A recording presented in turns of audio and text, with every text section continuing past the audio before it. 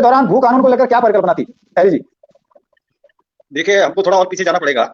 बिल्कुल। जब पहला राज्य पुनर्गठन आयोग बना था कि विभिन्न देश को कितने और किस आधार पर बांटा जाए, हाँ, तो 1953 की बात है। हाँ, 1953 में जी। राज्य पुनर्गठन आयोग प्रथम, उसमें ये मैं आपको जानकारी देना चाहूंगा कि हमारे उत्तराखंड को भी अलग राज्य का दर्जा देने की मांग थी। और उस वक्त जो है पूरा विचार विमर्श किया गया इस पर, वो हुआ। और तत्कालीन जो हमारे मुख्यमंत्री थे गोविंद बल्लभ पंत जी, उन्होंने परिश्रम किया और भी सारे लोगों ने विरोध किया होगा। उन्होंने विरोध किया, तो बड़े कद के नेता थे, तो वो मामला आगे आया नहीं। और उस वक्त राज्य पुनर्गठन आयोग के सम्मानीय सदस्य थे के.एम. पणिक्कर। बिल्कुल। तो के.एम. पणिक्कर जी सहमत नहीं थे। उन्होंने नोट ऑफ डिसेंट लगाया, असहमति का नोट लगाया। राज्य पुनर्गठन आयोग की जब रिपोर्ट फाइनल हुई तो उन्होंने कहा कि आपने उत्तराखंड के मामले में रिकमेंडेशन नहीं दिया, लेकिन मैं मानता हूं, इसलिए मैं नोट ऑफ डिसेंट लिख रहा हूं। और वो पुनर्गठन आयोग की रिपोर्ट में रहता है कि नोट ऑफ डिसेंट जो है उसी का हिस्सा माना जाता है। उनको गोविंद बल्लभ पंत जी ने बाहर कर दिया बाद में। निश्चित तौर पर वो की पोजीशन में थे, वो मुख्यमंत्री थे तब उत्तर प्रदेश के, तो निश्चित तौर पर उनकी बात तो ज्यादा वजन रखती थी, तो इसलिए वो राज्य पुनर्गठन आयोग ने हमारा केस हाथ में नहीं लिया। तो के.एम. पणिक्कर की जो टिप्पणी है, नोट ऑफ डिसेंट है, वो ये है कि बिल्कुल मैं इस बात से सहमत नहीं हूं कि इसकी उत्तराखंड को अलग नहीं किया जाना चाहिए। इसको अलग किया जाना चाहिए इसलिए कि इसके 3-4 आधार हैं। ये सांस्कृतिक और सामाजिक रूप से भी एक अलग इकाई है, और ये आर्थिक रूप से भी एक अलग इकाई है। तो ये 4 जो आधार दिए उन्होंने, भौगोलिक, सामाजिक, आर्थिक और सांस्कृतिक, तो इनको लेके, और इसमें ये सारे आधार पूरे उत्तराखंड में, चाहे वो गढ़वाल हो, केदारखंड हो, चाहे कुमाऊं हो, मानसखंड हो, दोनों का में ये सारी चीजें लागू होती है। तो उन्होंने कहा कि इसको अलग राज्य का दर्जा दिया जाना चाहिए था, लेकिन चूंकि आयोग ने सहमति नहीं दी, इसलिए मैं अपना नोट ऑफ डिसेंट लगा रहा हूं। तो मैं आपको याद दिलाने के लिए कहा कि जो भौगोलिक, सामाजिक, सांस्कृतिक और आर्थिक, ये जो 4 बिंदु है, उसको लेकर उत्तराखंड राज्य की मांग समय समय पर उठती रही और इसको अलग राज्य का दर्जा दिए जाने की मांग होती रही। आंदोलन तो कंटिन्यूटी में कभी नहीं हुए पहले, 1989 से पहले, 1979 से पहले। और जब 1979 में उत्तराखंड का आंदोलन का गठन डॉक्टर डी.डी. पंत जी के नेतृत्व में हुआ, इस संकल्प के साथ कि उत्तराखंड का आंदोलन नाम से एक राजनीतिक दल बनाया जाए और वो केवल और केवल उत्तराखंड राज्य हासिल करने के लिए आंदोलन करेगा, लड़ाई लड़ेगा, पूरा संकल्पबद्ध रहेगा। केवल उद्देश्य हमारा उत्तराखंड राज्य हासिल करना था तब। तो तब से हमारी आंदोलन धीमे धीमे बड़ी वो हुआ, और आते आते हम 94 में हम उसको एक जन आंदोलन बनाने में सफल हुए। तो मैं पुनः पीछे आपको ले जाना चाहूंगा कि जो 4 बिंदु हैं ये, और ये जो भौगोलिक, सामाजिक, आर्थिक और सांस्कृतिक, ये बिल्कुल अलग है उत्तर प्रदेश से। और इनके मूल में यहाँ की आर्थिकी, यहाँ की सामाजिकी और यहाँ की भौगोलिक परिस्थिति के पीछे क्या है? लैंड है। ये जो लैंडस्केप, ये जमीन का टुकड़ा हिमालय का, मध्य हिमालय का, इसकी अपनी विशिष्टताएं हैं। यहाँ आपको मालूम होगा, आपको जानकारी होगी कि यहाँ का जमीन का बंदोबस्त भी अलग किस्म का होता था। यहाँ पर जो फॉरेस्ट जो लॉज थे वो बिल्कुल अलग थे। सारे देश में कहीं ऐसा नहीं है जहाँ वन पंचायतें हैं, लेकिन उत्तराखंड में वन पंचायतें आज भी हैं, तब से थी। ये यहाँ की विशिष्ट भौगोलिक स्थिति के मुताबिक बनाई गई थी वन पंचायतें, जो आज भी हैं। तो बिल्कुल अलग था। यहाँ का रेवेन्यू सिस्टम बिल्कुल अलग था। यहाँ पटवारी होता है, शेष प्रदेश में लेखपाल कहते हैं, उसके अधिकार अलग है, उसके काम अलग हैं। लेकिन उत्तराखंड में लेखपाल नहीं होता, यहाँ पर पटवारी होता है। उसको दोनों ये तो शक्तियां थी, एक तो राजस्व की भी थी और दूसरा लॉ एंड ऑर्डर की भी, पुलिस और भी उसको दी गई थी, जो आज भी बदस्तूर जारी है, पटवारी व्यवस्था और वन पंचायत व्यवस्था। ये दोनों व्यवस्थाएं उत्तराखंड की स्पेशलिटी है, यहाँ रही है। तो इसके पीछे, ये सब होने के पीछे कारण ये है कि यहाँ का जो भूगोल है, यहाँ की जो सामाजिक परिस्थिति है, यहाँ की जो सांस्कृतिक परिस्थिति है, यहाँ की जो पारंपरिक परिस्थिति है, वो बिल्कुल शेष उत्तर प्रदेश से अलग है। इसलिए इसको ठीक रखने के लिए ही ये कानून बनाए गए। ब्रिटिश समय से लेकर आजाद भारत तक ये सब चलता रहा और आज भी है कमोबेश। तो इसके पीछे मैंने कहा कि मुख्य मंशा यहाँ की जो सामाजिक और आर्थिक और भौगोलिक परिस्थिति के मुताबिक यहाँ की जमीनों का रख रखाव और उनका सही ढंग से उपयोग करना रहा है। और उत्तराखंड राज्य आंदोलन के पीछे भी बहुत सारे कारण थे, राजनीतिक कारण थे, और पीपुल्स रिप्रेजेंटेशन कम है, और यहाँ की आवाज सुनी नहीं जाती है, बेरोजगारी बढ़ रही है, पलायन हो रहा है, और यहाँ का नियोजन लखनऊ की दृष्टि से, लखनऊ की नजरों से ठीक नहीं हो सकता है। ये तमाम सारी बातें अपनी जगह पर थी कि इसलिए राज्य अलग होना चाहिए। लेकिन सबसे बड़ा सवाल यही था कि वी आर डिफरेंट, हम भौगोलिक, सामाजिक, आर्थिक और सांस्कृतिक रूप से बिल्कुल अलग हैं, इसलिए हमको एक अलग राज्य का दर्जा, एक यूनिट, अलग एंटिटी यूनिट हमको बनाया जाना चाहिए। ये हमारी डिमांड थी। और उसके पीछे मैंने कहा कि उसके बैकग्राउंड में भूमि रहती है। भूमि, जब भूमि सही सलामत रहेगी तब यहाँ की सामाजिक स्थिति सही रहेगी, तब यहाँ की आर्थिक स्थिति सही रहेगी, तब यहाँ की सांस्कृतिक धरोहर भी बची रहेगी, यहाँ की परंपरा भी बची रहेगी। ये सारे सवाल थे। उसके पीछे मूल मैंने बताया भूमि थी। लेकिन आज दुर्भाग्य से क्या होता है कि भूमि को ही खत्म कर, जो हमारा बेस है, जिसको लेकर हमने राज्य की लड़ाई लड़ी, जिसको लेकर कल्पना की कि अगर हमारा राज्य बनेगा तो हम इन सारी चीजों को बचाएंगे, अपने जल, जमीन, जंगल को बचाएंगे, उसमें पली बड़ी जो हमारी सांस्कृतिक पहचान है उसको अक्षुण्ण बनाते हुए उसको आगे बढ़ाएंगे, उससे जुड़ी हुई जो हमारी आर्थिकी है, उस आर्थिकी को हम और आगे बढ़ाएंगे और आगे ले जाएंगे। ये सारे सवाल थे। और भूमि सुरक्षित रहेगी, जल जल जमीन पर हमारा हक रहेगा, तो हम लोग इन सारी चीजों को, यहाँ का विकास करेंगे, यहाँ का में रोजगार सृजन होगा, यहाँ की आर्थिकी बढ़ेगी, पलायन रुकेगा। तो ये तमाम सारी चीजें थी, और इसीलिए हमको ये मुगालता नहीं था कि कल के दिन राज्य बन भी गया तो ये सारी चीजें सही हो जाएंगी, ये मुगालता नहीं था। इसीलिए शुरू से जब से राज्य की मांग हमने उठाई, उत्तराखंड क्रांति दल ने 79 में जब हमारा पार्टी का गठन हुआ, राज्य की मांग हमने फॉर्मल तरीके से और बिल्कुल संकल्प के साथ, एक मिशन के साथ उठाना शुरू किया हमने। तब से लेकर आज तक भी हम धारा 371 के प्रोविजन लागू करने की बात करते हैं। राज्यों की जो विशिष्ट परिस्थितियां हैं, पुनर्गठन अधिनियम 2000 बना, उसमें भूमि कानून को बचाने की कोई भी जो है प्रावधान नहीं किया गया, भू कानून की कोई व्यवस्था नहीं की गई, क्योंकि ये बनाने वाले ऐसे लोग थे जिनको उत्तराखंड के ओरिजिन से कोई मतलब नहीं था, केवल यहाँ शासन करना सवाल ना था। भू कानून बना तिवारी जी के नेतृत्व में, वो इस तरह का भू कानून था कि केवल खाना पूर्ति था। आपकी पार्टी ने हस्तक्षेप नहीं किया, आप लोगों ने कोई कोशिश नहीं करी, ऐसा क्यों हुआ? सवाल सारी चीज जानते हुए भी आपने पूछा है ताकि सब लोग भी जान सकें। नंबर 1, आपने राज्य पुनर्गठन आयोग विधेयक का जिक्र किया। ये दुर्भाग्य था कि न केवल भूमि और हमारी जो मुख्य कंसर्न था, हमारा जो मुख्य चिंता थी, उसको एड्रेस करने की कोशिश की गई, बल्कि ऐसा पुनर्गठन विधेयक में ऐसे प्रोविजन रखे गए। आपको याद होगा केंद्र सरकार ने जब जो संवैधानिक व्यवस्था के तहत राज्य विधानसभा, उत्तर प्रदेश विधानसभा को उसकी ओपिनियन जानने के लिए वो विधेयक भेजा, तो 29 संशोधन उत्तर प्रदेश विधानसभा से पारित हुआ हमारे खिलाफ, उत्तराखंड के खिलाफ। तो और उस वक्त जो हमारे यहाँ के विधायक थे, वो आप जानते हैं, उसमें मुझे कहने की जरूरत नहीं, बीजेपी का सरकार थी, केंद्र में भी बीजेपी की सरकार थी, और उन्होंने इस तरह से उस विधेयक को और उसमें संशोधन किए। और आप कह रहे हैं कि भूमि, उसमें यहाँ तक प्रोविजन है कि हम अपना लैंड सीलिंग एक्ट नहीं बना सकते। बिल्कुल, वहां तक प्रतिबंध लगाया गया उसमें। भूमि विकास लैंड सीलिंग एक्ट होता है ना एक, बिल्कुल होता है, वो मुझे पता है। उसमें तो वो लैंड सीलिंग एक्ट बनाने से भी हमको वंचित रखा गया। उसमें विशेष प्रावधान किया गया कि उत्तर प्रदेश का लैंड सीलिंग एक्ट ही उत्तराखंड में लागू होगा। वो अकालियों के दबाव में क्या गया, हमारे पानी पर हमारा अधिकार बिल्कुल समाप्त कर दिया गया। गंगा बोर्ड और यमुना बोर्ड, जल बोर्ड बनाया गया, और गंगा और यमुना की सहायक नदियों पर जो भी हम काम करना चाहिए उत्तराखंड सरकार, वो बिना उत्तर प्रदेश, बिना दिल्ली, बिना हरियाणा, बिना राजस्थान इनके सहमति के कुछ नहीं कर सकती। ये प्रोविजन आज भी लागू हैं। ये अभी ऐसी नौबत नहीं आई है, लेकिन नौबत आएगी।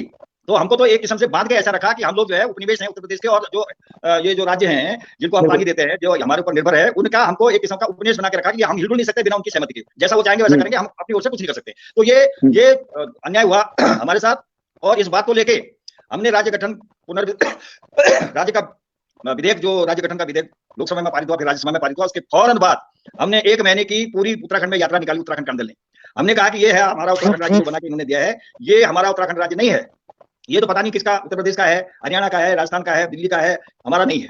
तो हमने जन जागरूकता पूरी शुरू की, पम्पलेट छापे, उनके प्रोविजंस को हमने एक्सप्लेन किया कि इसका मतलब ये है, हम लैंड सीलिंग एक्ट नहीं लागू कर सकते, हमारा पानी पर हमारा अधिकार नहीं है, जंगल पर तो पहले ही केंद्र सरकार कब्जा जमाई बैठी है, भूमि पर भी हमारा अधिकार नहीं रह गया है, जल पर भी राष्ट्रीयकरण हो गया, हमारा अधिकार नहीं है। तो ऐसा राज्य लेके हम क्या करेंगे? इसलिए उत्तराखंड की जनता को खड़ा होना चाहिए, इसको समझना चाहिए और इसका प्रतिकार करना चाहिए, इसका विरोध करना चाहिए। हम लोगों ने 1 महीने की पूरी यात्रा पूरे उत्तराखंड में 2002 से पहले, जब चुनाव हुए 2002 में, पहले चुनाव इस प्रदेश में, उससे पहले 1 महीने की यात्रा की थी, सारा जनजागरण किया था। लेकिन जनता ने फिर वही फैसला दिया, उन्होंने कांग्रेस को सत्ता सौंप दी, और कांग्रेस को सत्ता सौंप दी, सरकार चुनी हुई पहली स्वर्गीय नरेंद्र दत्त तिवारी जी के नेतृत्व में सरकार बनी।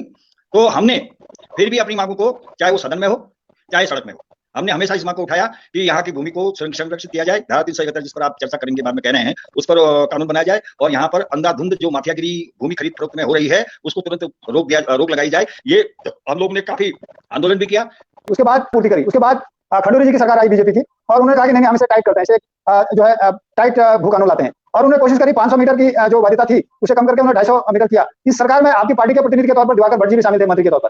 वो सिलसिला बता रहा था जब हम लोग, मैं वो सिलसिला बता रहा था जब हम लोगों ने काफी विरोध किया, तो उस दबाव में आके एनडी तिवारी जी ने एक विधेयक बनाया कि बाहर के लोगों को केवल 500 वर्ग मीटर जमीन खरीदने की इजाजत होगी। उसमें इतने लूप होल्स थे, उसमें इतनी कमियां थी कि वो कारगर रूप से लागू हो ही नहीं पाया। उसके बाद 2007 में चुनाव हुए। 2007 के चुनाव में हमारा मेन एजेंडा फिर यही था कि यहाँ पर 371 लागू किया जाए, जमीन की खरीद फरोख्त को प्रतिबंधित किया जाए, और भू कानून जो बना है लचीला सा, कमजोर सा, उसको ठीक किया जाए। और चुनाव हुआ, और चुनाव में जहां 2003 में हमको 4 सीटें मिली थी, 2007 में 3 सीटें मिली है बहरहाल। और आपने जिक्र किया कि उसमें हमने सरकार को समर्थन दिया था, बहुत 9 बिंदु थे उसके समर्थन के। उन 9 बिंदु में प्रमुखतया ये भी एक था, राजधानी का सवाल था, औद्योगिकरण का था, बेरोजगारी का, ये तमाम सारे सवालों के साथ साथ एक मुख्य सवाल ये भी था कि आप प्रदेश में सख्त भू कानून लागू कराएंगे, अगर आप जो कर सकते हैं वो करिए, नहीं कर सकते हैं तो आप केंद्र सरकार को पार्लियामेंट के विचारार्थ भेजिए और 371 का प्रोविजन लागू करिए, ये हमारी शर्त थी उसमें। और उसी दबाव में, उसी को मानते हुए खंडूरी जी ने उसको कुछ सख्त करने की कोशिश की। उस वक्त राजस्व मंत्री स्वयं हमारे साथी थे। और अब आप जानते हैं कि पूरे मंत्रिमंडल में वो अकेले थे, लेकिन अब वो कितना दबाव बना पाते, क्या कर सकते थे, वो बात अपनी जगह पर है। लेकिन हमारी कोशिश थी, हमारा दबाव था उत्तराखंड क्रांति दल का कि खंडूरी जी थोड़ा इस मामले में समझदार थे, तो उन्होंने उसको थोड़ा सख्त बनाने की कोशिश की। क्या बनाने की कोशिश की? 500 की जगह उन्होंने 250 कर दिया, वर्ग स्क्वायर फीट की स्क्वायर मीटर की जगह 500 स्क्वायर मीटर की जगह 250 स्क्वायर मीटर कर दिया। और फैमिली का जो परिवार का जो परिभाषा थी, उस परिभाषा में क्या था कि साहब वो हर एक सदस्य को एक परिवार मान के जमीन खरीद सकते थे, तो उसको सीमित कर दिया। उन्होंने कहा कि नहीं, ये सारे लोग एक परिवार माने जाएंगे, तो परिवार भी सीमित कर दिया था। लेकिन असल बात क्या थी कि आप और भी सारा म्युनिसिपैलिटी की जमीन है या ग्रामीण क्षेत्र की जमीन है, उसको किस तरह से रोकेंगे और किस तरह से उसको रेगुलेट करेंगे, ऐसा कोई प्रोविजन नहीं किया गया। उसका नतीजा ये हुआ कि आज भी जमीनों की अंधाधुंध खरीद फरोख्त जारी है और जारी रही। 2007 के थोड़ा सा सख्ती के बावजूद भी कोई उसका असर नहीं हुआ। और आज तो आप जैसे 2018 का जिक्र कर रहे थे, आज तो पूरा खोल दिया है। आज तो पूरा खोल दिया कि आप जितना चाहो, जहां चाहो, जो चाहो जमीन ले लो। और आपने अभी मुझे जानकारी दी कि बेनीताल जैसे बुग्याल में भी कोई बाहर का माफिया आके कब्जा किया हुआ है और हमारी पुलिस इसका संरक्षण कर रही है। उत्तराखंड सरकार की पुलिस उसका संरक्षण कर रही है और वहां के स्थानीय लोगों को बाबा मोहन उत्तराखंड की समाधि में जाने के लिए भी इजाजत नहीं दे रही है। ये बिल्कुल ताजा उदाहरण है कि हमारा हश्र क्या होने जा रहा है, हम अपने घर में बेघर कैसे होने जा रहे हैं। इसका एक सबसे बड़ा ताजा उदाहरण आपका बेनीताल का ये प्रकरण है। और इसीलिए हम लोग इस भू कानून को सख्त बनाने और 371 को लागू करने की पुरजोर अभी भी मांग कर रहे हैं। अभी हमारा आंदोलन का कार्यक्रम चल रहा है। जी 2018 में भू कानून को समाप्त किया गया। मुख्यमंत्री थे त्रिवेंद्र सिंह रावत जी, उन्होंने बकायदा गैरसैंण सत्र के दौरान कागज लहराए थे कि मैंने भू कानून समाप्त कर लिया और जमीन खरीद लिया गैरसैंण में, और गैरसैंण में मैंने जमीन खरीद ली है, आप भी जमीन खरीदिए। कुछ एक उत्तराखंड जैसे हिमालय राज्य के लिए 2-3 चीजें हैं कि पहला तो जो मैंने अभी कहा था कि हमने 371 का प्रोविजन लागू करने की बात हमेशा कही, राज्य बनने से पहले भी और राज्य बनने के बाद। और राज्य बनने के बाद ये लोग कुछ कर तो नहीं सके, तो अपने स्तर से उन्होंने ये जो 500 वर्ग मीटर और 250 वर्ग मीटर का जो वो किया, वो उन्होंने सरकारों ने किया और ज्यादा उस पर कुछ होना जाना नहीं था। अब मैं ये कहना चाहता हूँ कि हिमाचल जो 371 का जहां तक सवाल है, 371 में विभिन्न राज्यों में जो आपने स्वयं कहा है कि ABCDEFGH तक उसके अलग अलग राज्यों के लिए अलग अलग प्रोविजन हैं, अलग अलग व्यवस्थाएं हैं। कहीं नागालैंड जैसे जगहों पर वो उनके जो रूढ़िवादी कानून है, पुराने ट्राइबल लॉज हैं, उनको संरक्षित करना, IPC उसको सुपरसीड न करे, ये है। इस तरह के गुजरात का एक दो मसले हैं। तो भूमि का मामला हिमाचल में भी 371 के तहत ये नहीं हुआ है जमीन की खरीद फरोख्त रोकने का। वहां सबसे बड़ी बात ये रही हुई है कि हिमाचल पहले केंद्र शासित प्रदेश बना और उस वक्त उन्होंने जमीनों की खरीद फरोख्त पर प्रतिबंध लगाया। और वो उस वक्त जो भी उन्होंने कानून बनाया वो केंद्र सरकार के द्वारा अडॉप्टेड होते थे, क्योंकि केंद्र शासित था, इसलिए हिमाचल बच गया। वो केंद्र का ही माना गया, केंद्र पार्लियामेंट का ही माना गया, क्योंकि यहाँ से जो लेजिस्लेशन करके केंद्र शासित प्रदेश भेजता है तो उसको राष्ट्रपति जी की मोहर होती है, वो पार्लियामेंट का ही माना जाता है। तो हिमाचल में तो इस तरह से वो प्रोटेक्ट हो गया। लेकिन हमारे यहाँ मैंने कहा कि 371 के प्रोविजन जमीनों को बचाने के लिए लागू करने की बात तो दूर रही, हमको हमारी जमीन पर कानून बनाने का अधिकार भी उस राज्य पुनर्गठन विधेयक में नहीं है, नहीं था, अभी भी नहीं है। तो इसलिए अगर हमारी जो भी सरकार अभी सत्ता में है, अब इन्होंने तो पूरा खोल दिया है। अब आपने कहा कि मुख्यमंत्री ने हाथ खड़ा करके कहा कि मैंने आपकी जमीन गैरसैंण में खरीद ली है, आप सब भी खरीदिए। ऐसे मुख्यमंत्री को जनता ने हटाना चाहिए था ना, जनता तो हटा नहीं पाई, इनकी पार्टी ने हटा दिया। और इस कारण नहीं हटाया कि उन्होंने ऐसा गलत कानून बनाया, बल्कि अपने उनके समीकरण थे उसके कारण हटाया है। होना ये चाहिए था कि ऐसे कानून बनाने वाले, जो राज्य के खिलाफ इस तरह के कानून बनाने वाले, ये लोग जनता द्वारा हटाए जाने चाहिए। अभी मौका है, जनता हटाती है नहीं हटाती, एक अलग विषय है, अलग प्रश्न है। अब रहा सवाल की, हेलो जी बोलिए।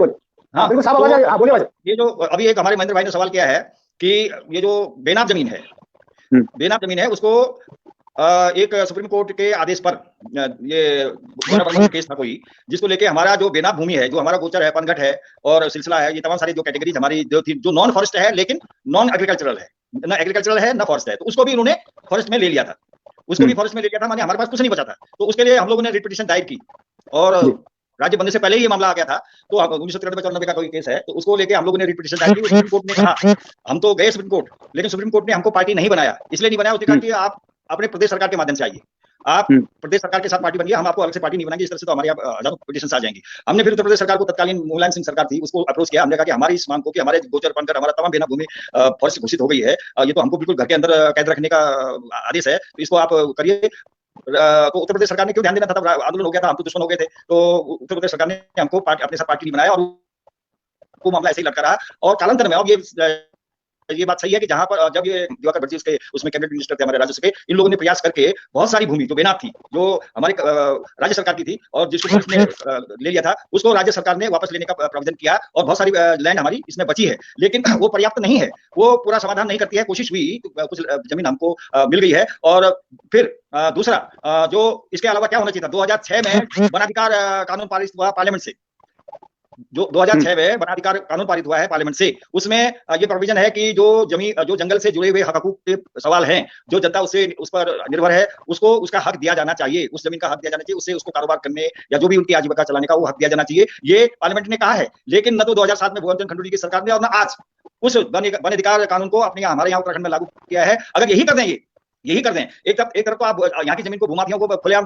लुटाने के लिए तैयार हैं, और दूसरी ओर आप जो हमको वन अधिकार कानून के तहत 2006 में पार्लियामेंट को एक्ट बना के हमको लाभान्वित करने की कोशिश की है, क्योंकि वो भी हमारे आंदोलन का परिणाम थी। हम लोगों ने जल जमीन जंगल के उत्तराखंड का दल ने काफी संघर्ष किया, सुप्रीम कोर्ट तक गए थे, हम लोग सारी कार्रवाई की थी, सब रिकॉर्ड में है। तो उसका नतीजा पूरे देश में ये सारा मसला आया था, जिसके कारण फिर पार्लियामेंट ने कंसीडर किया इसको और 2006 में वन अधिकार कानून पारित कराया। तो हमारी राज्य सरकार है, न तो 2007 में भोजन खंडूरी की सरकार, न 12 में पुनः कांग्रेस की सरकार, न 17 में फिर भाजपा की सरकार, उस वन अधिकार कानून को लेकर कोई भी कार्रवाई इन्होंने नहीं की है, और उस पर भी लड़ाई चल रही है। हमारे कुछ साथी लोग उसको आगे एक दो कार्यक्रम में मैं भी गया हूँ, हमारे कांग्रेस के साथी जरूर है, लेकिन वो थोड़ा जागरूक है, हमारे किशोर उपाध्याय जी और ये तमाम साथी इस बात को लेकर उसको लड़ रहे हैं कि ये वन अधिकार कानून प्रदेश में लागू हो। तो एक तो हमारी ये मांग रहेगी।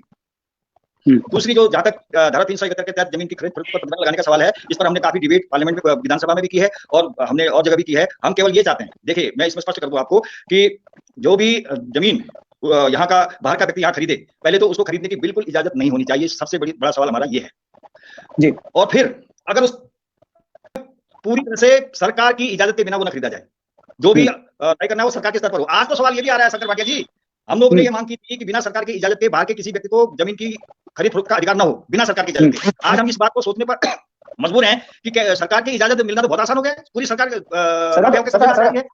लुटाने को तैयार है।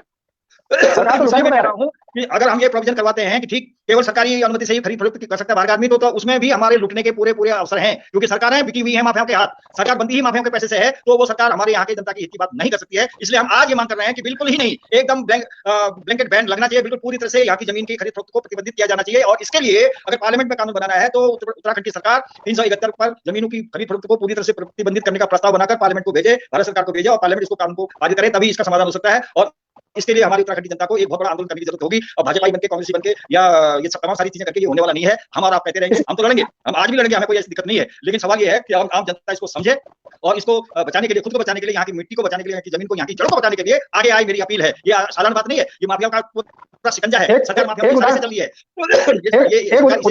इतनी आसानी से मानने वाली नहीं है। इसलिए पूरी जनता को लामबंद होना पड़ेगा, जनता को आगे आना पड़ेगा, तभी ये इस पर हम लोगों को कामयाबी मिलेगी, तभी हमारी जड़ जमीन जंगल बचेंगे। ये मैं कहना चाहता हूँ। मैं एक उदाहरण आपके सामने रखना चाह रहा हूँ। व्यक्ति को लाकर होटल बनाने की इजाजत दी गई और उसने आसपास की ग्रामीणों की सारी जमीन कब्जा की, और वो व्यक्ति इतना पावरफुल था कि यदि कोई चमोली का जिलाधिकारी या जोशीमठ का उप जिलाधिकारी उसके खिलाफ कोई एक्शन लेने लगता तो अगले दिन उसका ट्रांसफर हो जाता। ये बहुत लंबे समय तक ये चीजें चलती रही। उसके बाद एक जोशी जी डीएम आए चमोली के, उन्होंने जो एक्शन लिया, हालांकि उनका भी तबादला हो गया, लेकिन उन्होंने एक्शन ले लिया, और उन्होंने जो एक्शन लिया उसके तहत उसके इंक्रोचमेंट को खत्म किया गया, उसकी जो है होटल का एक हिस्सा जो है वो एक्वायर कर लिया गया। वो आदमी आज भी वहां पर होटल चला रहा है, और उसके साथ सरकार का बहुत बड़ा हिस्सा, सरकार के बहुत सारे लोग मिले हुए हैं। मैं दावे के साथ इस बात को कह सकता हूँ। और अब उसके बाद जो बिल्कुल नया प्रकरण आया है वो बेनीताल का। बेनीताल में 16,000 एकड़ जमीन, बेनीताल के पूरे बुग्याल को जो कवर करता है, 16,000 एकड़ जमीन पर एक आदमी दावा कर रहा है। वो दावा ये कर रहा है कि अंग्रेजों के समय में 43-44 में उसके बाप दादाओं ने वो जमीन खरीदी है, और उत्तराखंड की सरकार उसको प्रोटेक्शन दे रही है। उस आदमी ने वहां पे सरकारी सड़क को जो है काट दिया है, उस आदमी ने अपना बोर्ड लगा दिया है, उस आदमी ने बुग्याल में जो है स्ट्रक्चर खड़ा कर दिया है, और वहां होम स्टे चला रहा है, और वो आदमी दावा कर रहा है कि ये मेरी है, और 16,000 एकड़ की बात दावा उसका है। तो उसको सरकार प्रोटेक्शन दे रही है। बाबा मोहन उत्तराखंड के शहादत दिवस पर लोग वहां हर साल जो है उनकी शहादत दिवस मनाने जाते थे, उनको वहां नहीं जाने दिया जा रहा है। अगर वो वहां जाते हैं तो पुलिस प्रशासन उनको डंडे फटकार के वहां से भगा देती है। क्या आपको लगता है कि उत्तराखंड, ये जो भू कानून को समाप्त करने का निर्णय उत्तराखंड की सरकार ने किया, और जो उत्तराखंड की सरकार के जो प्राविधान भारतीय जनता पार्टी ने जब पुनर्गठन अधिनियम 2000 में किए, वो क्या इसी दिन को देखने के लिए किए हैं? और आगे आपको लगता है आगे और क्या क्या होने जा रहा है उत्तराखंड के अंदर? मैं जी ये बात पहले ही कह चुका हूं, ये आपने दो बिल्कुल सटीक उदाहरण दिए, और ये तो बड़े बड़े मामले हैं। छोटे स्तर पर कितना हो रहा होगा आप इसकी कल्पना कर सकते हैं। उसकी गिनती नहीं है। छोटे स्तर पर भी मैं आर्थिक रूप से कमजोर हूं, मुझे पैसे की जरूरत है, तो वो कोई मैं पिथौरागढ़ में रहता हूं, मेरी कोई जमीन है, अगर वो बड़ी मार्केट की है, तो कोई भी आदमी दिल्ली से मुंबई से आके मुझे प्रलोभन दे सकता है कि यार तुम इतनी की जगह इतनी कीमत ले लो, हमें जमीन दे दो। मेरी मजबूरी होगी क्योंकि मैं तो गरीब आदमी हूं, आम जनता हूं, तो मैं उसके लालच में आ जाऊंगा, उसके दबाव में आ जाऊंगा, जमीन दे दूंगा। ये मामले रोज हो रहे हैं, ये मामले हर जगह हो रहे हैं, और उसको प्रोटेक्शन करने की जरूरत है। उसको प्रोटेक्शन करने के लिए सरकार होती है, ये डिपार्टमेंट होते हैं, इन्फोर्समेंट डिपार्टमेंट होते हैं, लेकिन पूरी सरकार अगर बिकी हुई है, पूरी सरकार की मानसिकता माफियाओं के को कब्जा दिलाने में है, तो समझ लो तो फिर क्या होना है। तो इसलिए हमारा ये, मैंने अपील की है जनता से कि भविष्य बहुत ही अंधकारमय है, और इस सरकार में, सरकार और सरकार को चलाने वाले लोगों की जो कुटिल मानसिकता है, केवल अपना घर बनने की, अपना पार्टी बचाने की जो मानसिकता है, तो उस मानसिकता से उत्तराखंड एक दिन बिल्कुल पूरी तरह से तबाह हो जाएगा। यहाँ की जमीनें उत्तराखंड वासियों के नाम नहीं रहेंगी, हम बिल्कुल अपने प्रदेश में, अपने घर में बेघर हो जाएंगे, बेदखल हो जाएंगे, और ये स्थिति आने वाली है। और हमारी सामाजिक संरचना, हमारी आर्थिक संरचना, हमारी सांस्कृतिक विरासत का क्या होगा, ये बहुत बड़ा प्रश्न चिन्ह है, और हमारे बुद्धिजीवी से लेकर आम जनता को इस बात को समझना चाहिए। और इसके लिए बिना लामबंद हुए, बिना लड़ाई लड़े हुए ये सरकारें मानने वाली नहीं है। इन्होंने तो हमारे हक को पहले ही छीन रखे हैं, पहले ही हम लोगों को बांध रखा है, और ऊपर से ये माफिया के दबाव में आके और कर रहे हैं। तो इसलिए मैंने कहा कि इसके लिए तो बहुत एक राज्य स्तर पर पूरे उत्तराखंड की जनता को लामबंद होकर इसके लिए आंदोलन करना पड़ेगा। आंदोलन कहाँ करें? आंदोलन किया, आंदोलन का परिणाम राज्य मिला और राज्य इस तरह का हो गया। आंदोलन को आप लोग सवाल नहीं पाए, आंदोलन को सवाल नहीं पाए, आंदोलन के बाद जिस तरह का राज्य होना चाहिए उस तरह का राज्य नहीं बना पाए, तो आपकी भी तो जिम्मेदारी बनती है। आपकी पार्टी जिम्मेदार नहीं है इसके लिए क्या? हमारी पार्टी जिम्मेदार है, हम जिम्मेदार हैं जी, ये तो मैं मानता हूँ, लेकिन क्या जनता से भी हम शिकार नहीं कर सकते हैं कि आपने ऐसा हमेशा ऐसा मैंडेट क्यों दिया कि घूम फिर के नहीं कि आत्मसत्ता जाए? आंदोलन, हमारा काम केवल आंदोलन करना है। हम आंदोलन किए, हमने कोई कम आंदोलन नहीं किया है। हमने हर मुद्दे को उठाया है, चाहे वो राजधानी का हो, जल जमीन जंगल का हो, बेरोजगारी का हो, औद्योगिकरण का हो, तमाम सारे हमने सवाल उठाए हैं, आंदोलन किए हैं जितनी हमारी है हमने जरूर की है। लेकिन सवाल ये है कि हम जनता से भी ये कहते हैं कि हमने गलती की, हमारी पार्टी आई, हमने ये सब किया, वो हम स्वीकार करते हैं। लेकिन आप क्या करेंगे, आपके क्या करना है, ये भी तो जनता से पूछिए आप कि जनता ऐसा मैंडेट क्यों देती है। ये भी तो सवाल मेरी ओर से आप पूछ सकते हैं। जी, मैं एक सुझाव देना, सारी चीजों को क्लियर कर लेंगे तब हम अगले चुनाव में सामने आएंगे। क्या इस तरह का निर्णय नहीं किया जाना चाहिए? पार्लियामेंट्री डेमोक्रेसी में रह रहे हैं और बड़े-बड़े आंदोलन, बड़े-बड़े हथियारबंद आंदोलन भी हुए हैं, जिन्होंने कहा कि पार्लियामेंट में नहीं जाएंगे, पार्लियामेंट्री डेमोक्रेसी को नहीं मानेंगे, और वो आज उनकी क्या हालत है आप जानते हैं। इसलिए ये तो सही है कि इन मुद्दों को लेकर हमको आंदोलन करना ही चाहिए, जबरदस्त आंदोलन करना चाहिए, लेकिन हम चुनाव नहीं लड़ेंगे, केवल आंदोलन करेंगे। ये बात अभी मेरे ख्याल से उतनी उचित नहीं है। हमको मैंडेट भी चाहिए।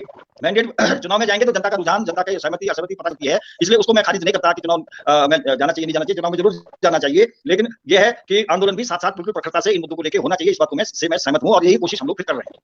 तो लोगों का ये मानना है कि भाई चुनाव का बहिष्कार करके या चुनाव में न जाके भी ताकत नहीं बनती है। हाँ, ये है कि आप जनता के फ्रंट में विधानसभा से बाहर सड़क में भी आप आंदोलन करिए और विधानसभा में भी पहुंच के विधानसभा में भी लड़िए। ये दोनों फ्रंट में जब तक आप लड़ाई में कामयाब नहीं हो सकते, जब तक कि दोनों फ्रंट में आप ताकतवर न बने, जनता के बीच में भी आंदोलन के रूप में और पार्लियामेंट विधानसभा में भी या पार्लियामेंट में भी जब वहां पर बहस होती है, जहां पर फैसले होते हैं, तो वहां पर भी हमको पहुंचने की कोशिश आ गया है, हमारे दबाव बनाया गया, तब जाके जो कल्पित हैं 2 लोग, उनके खिलाफ आप जाके रिपोर्ट दर्ज हुई है। तो जमीन कब्जाने के, जंगल काटने के, इस तरह का देहरादून के अंदर एक बहुत बड़ा उदाहरण है। और उसके साथ ऐसे लोगों की रिपोर्ट दर्ज नहीं हो रही है, इनकी गिरफ्तारी नहीं हो रही है, इनके खिलाफ कोई एक्शन नहीं हो रहा है, और जांच में ये बताया जा रहा है कुछ हजारों पेड़ों को कुछ दर्जन पेड़ बताया जा रहा है। तो इसका मतलब है कोई मिलीभगत है। मिलीभगत के बिना इस तरह की चीजें नहीं हो सकती है। अगर वो देहरादून राजधानी में ऐसा हो रहा है तो आप क्या कल्पना कर सकते हैं कि सरकार के लोग किस तरह के लोगों से मिले हुए?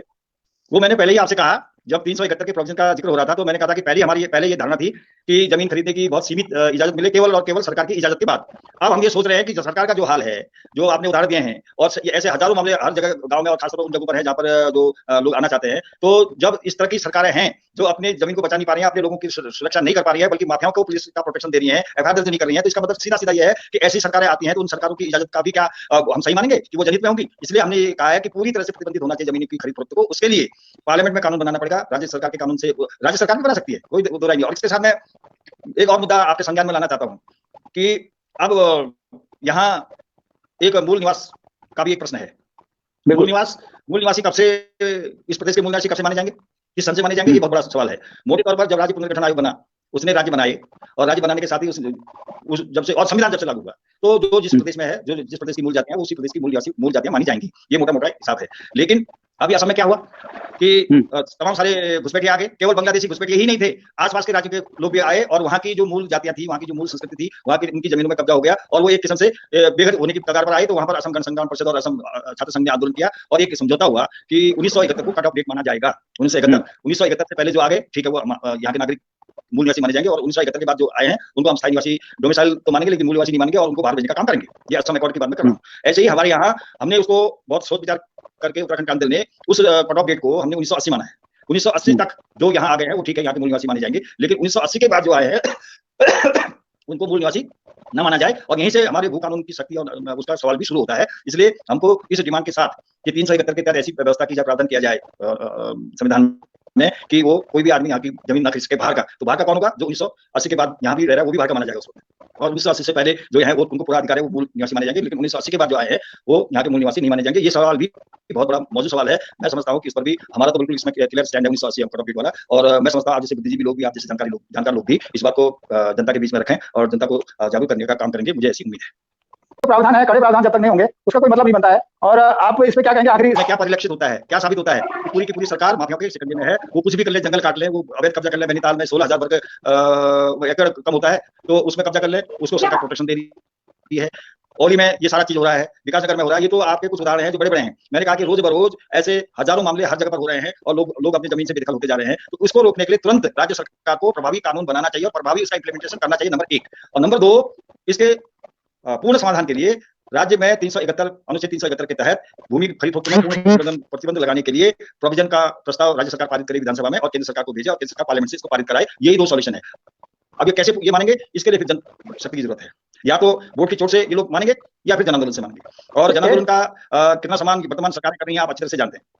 इतना बड़ा जन आंदोलन चल रहा है किसानों का, इतने बड़े और भी आंदोलन में है, कोई सुनने वाला नहीं है। तो इसलिए वोट की चोट पर भी सरकार को सबक सिखाना जरूरी है और उसके लिए हम सब लोगों को तैयारी करनी चाहिए। हम लोग तैयारी कर रहे हैं और दोनों स्तरों पर लड़ाई लड़नी चाहिए, पार्लियामेंट्री डेमोक्रेसी के तहत चुनाव के मैदान में भी और डेमोक्रेटिक राइट्स के तहत जन आंदोलन के माध्यम से भी हम इन मुद्दों को लगातार बहुत प्रखरता से उठाते रहना पड़ेगा। यही राज्य के मुद्दे हैं, वो कभी भी जो चुनावी मुद्दे नहीं बन पाए। दिल्ली से बीजेपी कांग्रेस के नेता आए, वो चुनाव को भागे ले गए। तो क्या 2022 के चुनाव में ये मुद्दे बन पाएंगे जो राज्य के ओरिजिनल मुद्दे हैं? देखिए शंकर भाटिया साहब, आपको जानते रहे हैं कि ये जो मुद्दे हैं, चाहे जल जमीन जंगल के मुद्दे हों, चाहे राजधानी के मुद्दे हों, चाहे बेरोजगारी के मुद्दे हों, ये तमाम सारे मूलभूत मुद्दे जो है उत्तराखंड के अंदर हर चुनाव में इनको मुद्दा बनाता रहा है, इन्हीं मुद्दों पर चुनाव लड़ता रहा है। लेकिन दुर्भाग्य से आपने जैसा कहा कि बीजेपी वाले आए, कांग्रेस वाले आए, उन्होंने पैसा शराब तमाम सारी चीजें की और वो उन मुद्दों को दरकिनार करके जनता ने उनको वोट दे दिया है। तो यही मैं सवाल जो शुरू में कह रहा था कि इसको कैसे रोका जाए, इसको हम कैसे रोकें कि जनता भी इस बात को समझे कि जिनके हाथ में हम ये मैंडेट दे रहे हैं, जिनको हम जिता रहे हैं, वो आखिर हमारे लिए क्या करने वाले हैं, उनका रिकॉर्ड क्या है, ये देखना जनता का भी काम है। यही अपील हम जनता से करना चाहते हैं। आपने